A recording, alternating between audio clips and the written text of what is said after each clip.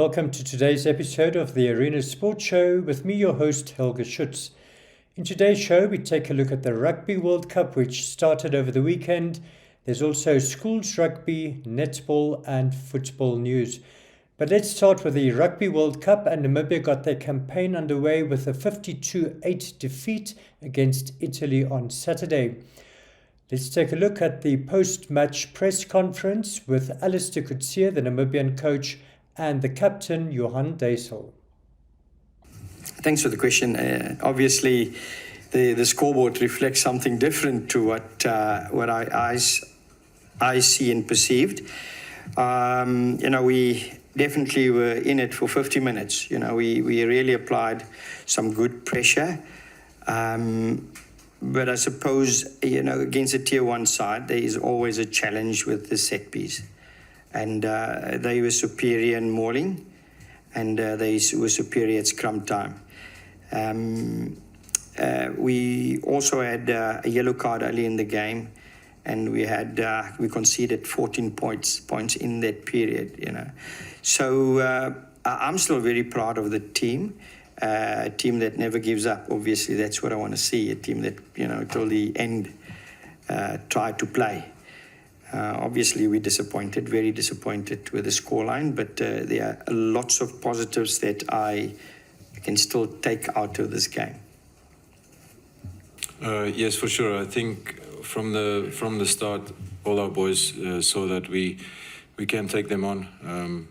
But in the end, if you make mistakes against a tier one team like Italy, they will punish you. So I think that was the difference in the end, because we made a few mistakes in the end. Like coach has mentioned, we had to play to chase some points. We couldn't just play conservative and keep the scoreline down. So till the last minute, we could have kicked out the ball and kept it below 50, but the boys hung in there and we kept playing till the end. So I think, the boys showed some guts. Namibian captain Johan Deysel, and certainly the boys did show some guts. We're still on rugby, and Windhoek Gymnasium and Windhoek High School shared the Standard Bank Under-19 Super League trophy after playing to a thrilling 34-all draw on Saturday. After the match, I spoke to the opposing captains, Janeman Brandt of Windhoek Gymnasium and Lucas Sindano of VRS. So let's hear what they had to say. Yeah, it's a bitter pill to swallow, but really, congrats to VRS, they brought it all. And it was really difficult playing almost the entire game with only 14 men. But the one thing about our team is they really showed character today. We can be extremely proud. I don't think it happens every day that you draw with 14 people the entire game. So the boys can really be proud. We gave our everything, and sometimes that's just the hand that life deals in. Yeah, and you made a great comeback. I think you were 24-15 behind at halftime, and then coming back to get the draw. So tell us about that comeback. Yeah, we just decided we weren't gonna leave it there. And we dug deep. The one thing about the Lions is we have character, and it showed today. It really showed, and just extremely proud of the boys. Okay, well done. So I also have the VI's captain Lucas Sindano. How do you feel about the game? Well, I feel quite good. We were leading in the first half. The second half came, we slacked a bit, reserves came on, but we showed them again. We came up again, drew. It was a game, what a game. I can't say much, but I'm so proud of my boys. We're the smallest team, but we're the hardest. So yeah.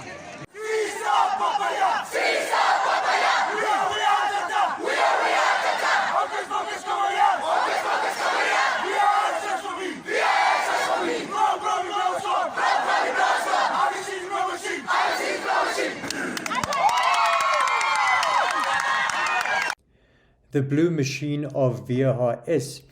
Well, another match that was also very entertaining was the Under-15A final between Windhoek Gymnasium and VRS. Windhoek Gym there winning 13 points to 11. And after that game, I spoke to their captain, Leon Horn. So let's hear what he had to say. So in the first half of the game, we were struggling a bit. We were behind by a few points, and our discipline just wasn't on point. We were cleaning from the sides of the rock, and we got a lot of penalties against us, and that basically disrupted the game and stopped us from scoring a lot of points. And then in the second half, our coaches talked some sense into us. We realised if we don't step up now, we're going to lose the game. And then we started playing the stuff that we practiced, the systems, started to force it on the other team and rather play our game plan than theirs. And yeah, then we got a try and then we got a penalty kick and then we won by 2 points. Great. So what does it feel like to be the champions? No, it feels very nice, especially because I was really nervous before the game. Even last night, I went to bed like 11:30 because I was on my nerves and I couldn't sleep well. So yeah, it's a relief. Great. So you'll have a good sleep tonight. Yeah. Well done. Right, let's move on to some netball news. And Namibia Correctional Services won the MTC Namibia Netball Premier League after winning their final matches on Saturday. In the morning, they beat Young Stars 48-24, and after that game, I spoke to their coach Solomon Tuare. So let's hear what he had to say. The game was well executed. I think it went according to the books. We worked on a couple of things that we missed throughout the year, I mean. And it worked out very fine. We're waiting on our strongest counterparts now, Navy, and I think we are ready. The girls, the ladies, and the spirits are all up. Yeah, ultimately I think we are very ready actually, yes. Yeah, and Solomon, you've actually now won the league. Even if you lose your last game, I think you're too far ahead. So how do you feel about that? I'm elated. I'm very excited.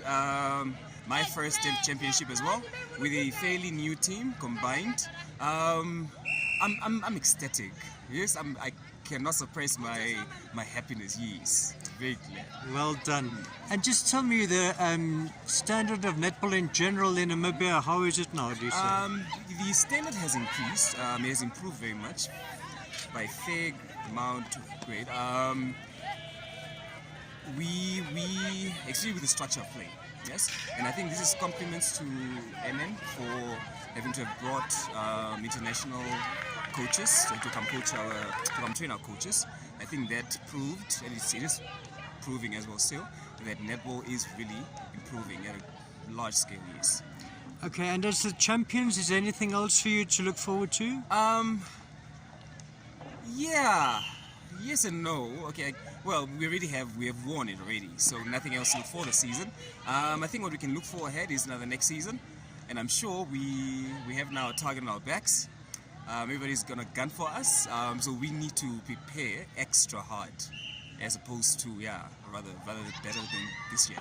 Right. Yes. Well, enjoy your title. Thank you so much. Okay. Awesome. And congratulations to NCS on winning the league.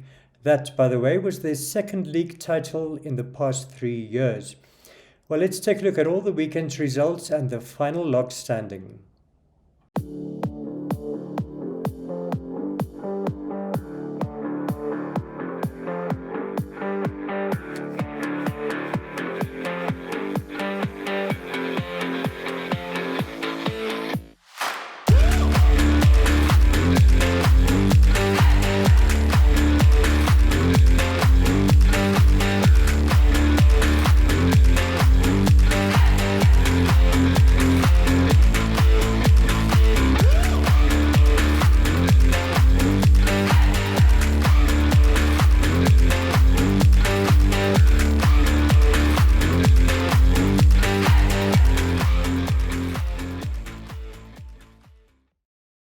Let's move on to football, and the Brave Warriors drew 0-0 against Bafana Bafana on Saturday in a friendly match in Johannesburg. Let's take a look at the post-match interview with Brave Warriors coach Colin Benjamin. Coach, you cut a frustrated figure. I suppose you wanted more from your boys. Yeah, I think if you check the first half, I think we created 300% chances. Normally, we have to put them away, and at this level, it's actually a little bit irresponsible not to put them away. But I still think the boys put up a good fight. I'm proud of them. We love to fight another day. And towards the end, South Africa was really pressing. so we couldn't really hold the ball or get out of that pressing situation. But these are learning curves, and this is what we're taking with from this match. You delayed some of your substitution. Is it because you wanted the first 11 to give you a little bit more? Obviously, you could make more substitutions. Yeah, it's always such a balance that you have to find, not to break the momentum of the team and also to lift it. So you always, it's always a difficult one there.